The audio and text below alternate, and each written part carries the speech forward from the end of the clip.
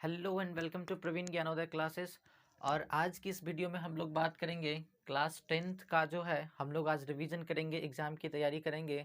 और 2021 बिहार बोर्ड में जो एग्ज़ाम होने वाली है क्लास 10th की, उसके लिए हम लोग बहुत सारे क्वेश्चंस को आज देखेंगे। तो सबसे पहली बात ये कि सबसे पहला क्वेश्चन हमारा ये है इधर कि निम्नलिखित में से कौन संतुलित समीकरण है।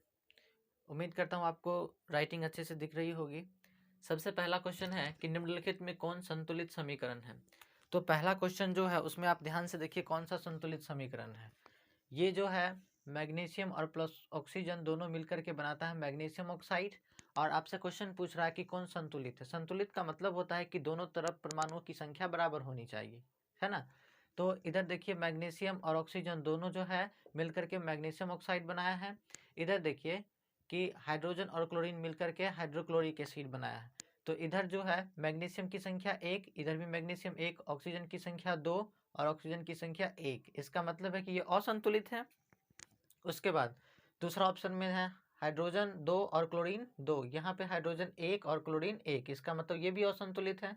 यहाँ पे देखिए आयरन की संख्या 1, आयरन की संख्या 1, क्लोरीन की संख्या 2, यहाँ पे क्लोरीन की संख्या 1, इसका मतलब ये भी असंतुलित है। और संतुलित का मतलब दोनों तरफ दोनों पक्ष में जो है वो बराबर होना चाहिए। तो यहाँ पे देखिए जिंक की संख्या 1, इधर देखिए जिंक की संख्या 1, हाइड्रोजन की संख्या 2, इधर देखिए हाइड्रोजन की संख्या 2 और SO4 की संख्या 1, इधर देखिए SO4 की संख्या 1, यानी दोनों तरफ बराबर है। इसका मतलब है कि पहला जो क्वेश्चन है निम्नलिखित में से कौन संतुलित समीकरण है, इसका आंसर हो जाएगा डी हो जाएगा। क्यों होगा वो आप ध्यान से देखिए। ये देखिए इस तरीके से दिया हुआ है, पहला है डी ऑप्शन में है Zn प्लस H2SO4। तो आप ध्यान से देखिए कि जिंक जो है वो सल्फ्यूरिक अम्ल के साथ अभी क्रिया करेगा। तो ये जिंक जो है वो SO4 के साथ क्रिया करके बना लेगा ZnSO4 और प्लस में ये हाइड्रोजन गैस जो है वो बाहर की तरफ निकल जाएगा। तो ये देखिए कि जिंक जो है वो संख्या 1, इधर देखिए जिंक की संख्या 1, हाइड्रोजन की संख्या 2, इधर हाइड्रोजन की संख्या 2, SO4 की संख्या 1, इधर देखिए SO4 की संख्या 1 है। इसका मतलब है कि पहले क्वेश्चन का आंसर हो जाएगा डी। दूसरा क्वेश्चन ये है कि जब मैग्नीशियम फीता को जलाया जाता है तो उत्पन्न होने वाली लौ होती है।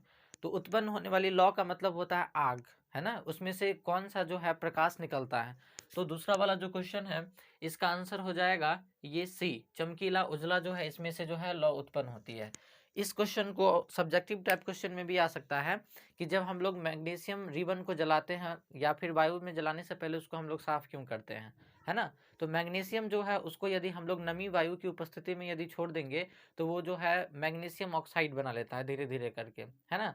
इसीलिए हम लोग क्या करते हैं उसको कि रेगमाल या सरेस पत्र से उसको रगड़ करके और तब जा करके उसको साफ कर दिया जाता है ना। और जब उसको जलाया जाता है तो उसमें से उत्पन्न होने वाली जो लौ होती है वो हल्का सा चमकीला और उजला होता है। तो दूसरा क्वेश्चन का जो आंसर होगा वो हो जाएगा सी हो जाएगा। उसके बाद तीसरा क्वेश्चन है कि मक्खन के अंदर कौन सा अम्ल पाया जाता है ना। मक्खन यानी बटर, इसके अंदर कौन सा जो है अम्ल पाया जाता है। तो मक्खन के अंदर जो है वो ब्यूटरिक एसिड पाया जाता है ना। ये तीसरा क्वेश्चन है, मक्खन के अंदर कौन सा अम्ल पाया जाता है। तो मक्खन के अंदर जो है वो ब्यूटरिक एसिड पाया जाता है। आप इस बात को याद रखिएगा, है ना। उसके बाद चौथा क्वेश्चन है कि जिंक की अभिक्रिया सल्फ्यूरिक अम्ल के साथ कराया जाता है तो कौन सी गैस निकलती है। तो सीधा सीधा आंसर है अभी अभी ये अभिक्रिया कराया गया है। जैसे मान लीजिए कि क्वेश्चन कर रहा है कि जिंक है, जिंक इसकी अभिक्रिया हम लोग H2SO4 के साथ कराएंगे तो क्या होगा। तो कौन सी गैस निकलेगी। तो यहाँ पे दिया ऑप्शन में ए में हाइड्रोजन गैस, उसके बाद कार्बन डाइऑक्साइड गैस, उसके बाद कार्बन मोनोऑक्साइड और डी ऑप्शन जो है वो करा इनमें से कोई नहीं। तो देखिए इसमें से जो है जिंक जो है वो SO4 के साथ क्रिया करके क्या बना लेगा ZnSO4 और प्लस में ये हाइड्रोजन गैस यहाँ से मुक्त होगा। तो चौथा क्वेश्चन जो है, चौथा क्वेश्चन का आंसर जो हो जाएगा वो हो जाएगा ए। जब हम लोग जिंक की अभिक्रिया हम लोग कराएंगे H2SO4 के साथ सल्फ्यूरिक अम्ल के साथ तब जाकर के उससे जो है हाइड्रोजन गैस निकलेगा। क्लियर हुई बात है। उसके बाद क्वेश्चन नंबर 5 है, यहाँ पे है पोटेशियम नाइट्रेट का पीएच मान जो है वो होता है कितना होता है। तो पोटेशियम नाइट्रेट जो होता है ना उसका पीएच मान जो होता है, पीएच वैल्यू, पीएच कहने का मतलब ये देखिए इस प्रकार का एक स्केल होता है ना बना हुआ, यहाँ पे 7 होगा, यहाँ तक 14 और यहाँ 1 से शुरू होता है। तो ये जो है एक पीएच स्केल होता है ना, जिससे किसी भी पदार्थ का हम लोग पीएच मान निकालते हैं। पीएच का मतलब होता है power of hydrogen, power of hydrogen. तो यहाँ पे देखिए कि पोटेशियम नाइट्रेट जो है उसका पीएच मान कितना हो जाएगा 7, तो इसका 5वां नंबर क्वेश्चन का आंसर हो जाएगा ए। उसके बाद 6ठा नंबर क्वेश्चन है कि निम्नलिखित में सबसे ज़्यादा क्रियाशील धातु है। तो आप तीसरा चैप्टर जब पढ़िएगा क्लास 10th का, है ना, भारतीय भवन से आप तीसरा चैप्टर पढ़िएगा तो उसमें एक क्रियाशीलता श्रेणी दिया हुआ है। क्रियाशीलता श्रेणी में लिखा गया है कि हाइड्रोजन से ऊपर जो होगा वो क्रियाशील होगा और हाइड्रोजन से जो नीचे है वो कम क्रियाशील होगा लेकिन कम क्रियाशील होगा। तो देखिए सबसे ज़्यादा जो क्रियाशील धातु है ना वो पोटेशियम है ना। सबसे पहले क्रियाशीलता श्रेणी में पोटेशियम ही होता है ना। सबसे ऊपर में देखिएगा पोटेशियम का नाम होगा। तो सबसे ज़्यादा जो क्रियाशील धातु है ना वो पोटेशियम है। क्रियाशील कहने का मतलब बहुत जल्दी अभिक्रिया कर लेता है, बहुत जल्दी रिएक्शन कर लेता है। उसके बाद 7वां नंबर क्वेश्चन है कि जब लोहे की कील को कॉपर सल्फेट के विलयन में डाला जाता है तो विलयन का रंग हो जाता है ना। अब यहाँ पे क्वेश्चन थोड़ा सा लॉजिकली इसको हम लोग समझते हैं कि एक लोहा का कील है, तो लोहा का कील जो है वो किससे बनेगा, लोहे से बनेगा, है ना। एक लोहे का कील है ना, लोहे से बना हुआ एक कील है और उसके बारे में ये कहा जा रहा है कि उसको हम लोग कॉपर सल्फेट के विलयन में डाल देंगे। तो यहाँ पे समझिए एक उदाहरण के थ्रू, जैसे मान लीजिए ये हो गया आयरन लोहा और इसको डाला गया है CuSO4 के विलयन में। ये ठोस अवस्था में होगा और ये होगा जलीय अवस्था में, विलयन की अवस्था में। और तब तुमसे पूछा गया है कि लोहे का कील है, तो लोहे का कील हो गया ये, इसको कॉपर सल्फेट के विलयन में डाला जाता है। तो ये कॉपर सल्फेट का विलयन है और जब हम लोग इसको डालते हैं तो क्या होता है ना। तो कॉपर सल्फेट के विलयन में डालेंगे तो यहाँ देखिए आयरन जो है ना वो कॉपर को क्या कर देगा, विस्थापित कर देगा, बाहर की तरफ निकाल देगा और ये बन जाएगा FeSO4 और प्लस में यहाँ से क्या हो जाएगा, ये कॉपर जो है वो विस्थापित होकर के बाहर निकल जाएगा। तो जैसे ही यहाँ पे आयरन सल्फेट का विलयन बनेगा ना, FeSO4 का विलयन, तो जो है यहाँ पे क्या हो जाएगा कि विलयन का रंग जो है ना वो हरा हो जाता है ना। तो आई बात समझ में कि कॉपर सल्फेट की, जब लोहे की कील को कॉपर सल्फेट के विलयन में डालेंगे तो विलयन का रंग क्या हो जाएगा, हरा हो जाएगा। ठीक है, तो 7वां नंबर क्वेश्चन का आंसर हो जाएगा ए हो जाएगा। उसके बाद 8वां नंबर क्वेश्चन देखिए कि लोहे में जंग लगने की क्रिया को क्या कहते हैं, है ना। तो देखिए लोहा जो है एक धातु है ना, मेटल है, और इसको हम लोग क्या करेंगे कि खुली हुई वायु में छोड़ देंगे तो एक लंबे समय के बाद क्या होगा कि उसमें देखिएगा कि जंग लगने लगता है धीरे धीरे।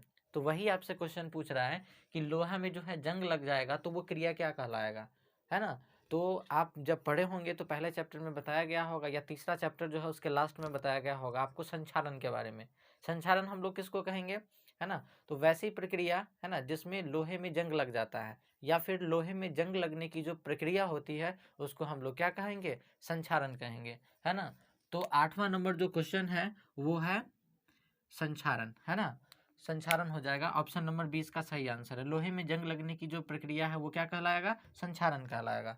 तो क्वेश्चन कभी कभी ये भी पूछ देता है कि संक्षारण से बचाव के क्या क्या उपाय हैं, है ना। तो संक्षारण से बचाव के बहुत सारे उपाय, जैसे उसके ऊपर जो है रंगाई कर देंगे, है ना, उसके बाद ग्रीस लगा देंगे, है ना, उसके बाद जस्ताकरण कर देंगे, है ना। तो ये सब जो है उसमें उसके बचाव के उपाय हैं, है ना। तो लोहे में जंग लगने की क्रिया क्या कहलाती है, संक्षारण कहलाती है। तो 8 नंबर क्वेश्चन का ऑप्शन हो जाएगा बी। उसके बाद 9वां क्वेश्चन है कि निम्नलिखित में सबसे प्रबल अम्ल कौन सा है। आपसे अम्ल के बारे में पूछा जा रहा है, प्रबल अम्ल कौन है। तो देखिए पहला जो है CH3COOH, इसको हम लोग एसिटिक एसिड बोलते हैं। उसके बाद H2SO4, इसको हम लोग सल्फ्यूरिक एसिड बोलते हैं। और सी में जो है H2SO3, इसको हम लोग सल्फ्यूरस एसिड बोलते हैं। नाम भी यहाँ पे लिख दिया गया है। तो देखिए सबसे ज़्यादा जो प्रबल अम्ल कहने का मतलब ज़्यादा क्रियाशील वाला, है ना, बहुत ही खतरनाक होना चाहिए। तो ये जो सल्फ्यूरिक अम्ल है ये H2SO4, ये बहुत ही ज़्यादा तीव्र रिएक्शन करने वाला है, बहुत ही ज़्यादा क्रियाशील ये अम्ल है ना, प्रबल अम्ल है। इसको यदि आप हाथ पे रखिएगा तो पहली बार हाथ पे जो है गिरेगा, लेकिन उसके बाद हाथ पे जहाँ जहाँ पे पड़ेगा ना वहाँ पे आपका जो है चमड़ा जो है उखड़ने लगेगा, है ना, पूरा जल जाएगा, जलने लगेगा।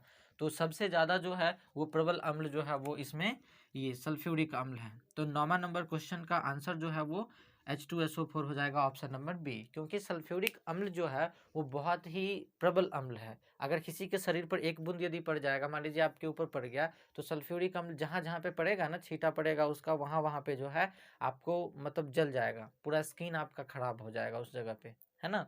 तो 9वां नंबर क्वेश्चन का आंसर जो है वो हो गया बी। 10वां नंबर क्वेश्चन कह रहा है कि निम्नलिखित में से जिप्सम का सूत्र कौन सा है। आपसे फार्मूला पूछा जा रहा है कि जिप्सम का फार्मूला कौन सा है। तो देखिए पहला ऑप्शन कह रहा है C12H22O11, ये चीनी का फार्मूला है। उसके बाद CaSO4 इंटू 1/2H2O, ये प्लास्टर ऑफ पेरिस का फार्मूला है। और CaSO4 इंटू 2H2O, ये जो है 10वां नंबर क्वेश्चन का ऑप्शन नंबर जो है वो सी जो है वो हो जाएगा। ये जिप्सम का फार्मूला है। आपसे पूछेगा कि जिप्सम जो है वो किन किन जो है कौन कौन से इसमें किस किस चीज़ का ये मिश्रण है। तो जिप्सम जो है वो ध्यान से देखिए, इसका फार्मूला कैल्शियम का है, SO4 का मिश्रण है, हाइड्रोजन का है, ऑक्सीजन, इन सभी से मिल करके और तब जा करके बना है जिप्सम बना है। आई बात समझ में। तो ये टोटल 10 क्वेश्चन थे आपके पहला और दूसरा चैप्टर से, और 1-2 क्वेश्चन आपके थर्ड चैप्टर से भी हैं, है ना। तो ये जो है हमने इसको कवर किया है ना। तीसरा आपके बोर्ड एग्जाम से जो है इस चीज़ को मैंने कवर किया है, और उम्मीद करूंगा कि इस तरीके के क्वेश्चन आपको एग्जाम में आए। आपके लिए ये क्वेश्चन जो है ये वीडियो बहुत हेल्पफुल हो, है ना।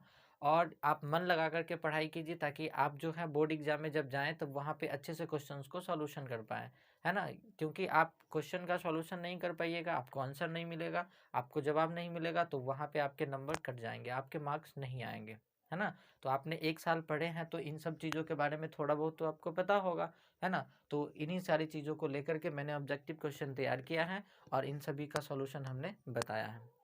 तो फिलहाल आज के लिए इस वीडियो में इतना ही। वीडियो पसंद आए तो लाइक, शेयर और सब्सक्राइब जरूर कीजिएगा।